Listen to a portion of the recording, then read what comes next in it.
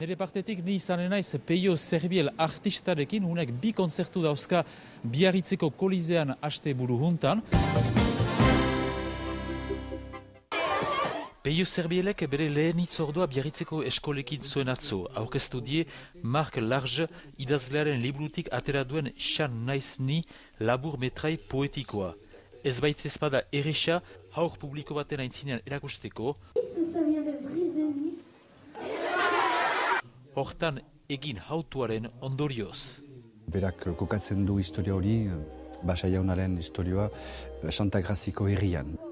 Ez dugu tekstu honetatik thriller delako horren historioa txiki, baizik eta naturali begira dauden esanaldi lirikoenak, ederrenak, zenen sartzen gira iduri horietan, respetu haunitzarekin. Gaur eta bihar arratsean publiko helduari aurkeztuko dio, ondotik Patrick Bebe piano joegilearekin bere 4 diskoetako kantuak abesteko, eta horietan presondegitik ateratu eta egin zuen naiz diskakoak.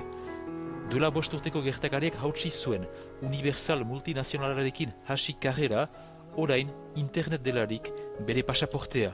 Interneten bidez, egin ditugu urrats importantak, eta pentsatu behar dugu ere, geroari begira, sartu gira pixka bat hemengo eta Frantzia lurraldeko partzuer bezala eskatuz, median edo nola egunkarietan partaiditza batzuk eginez.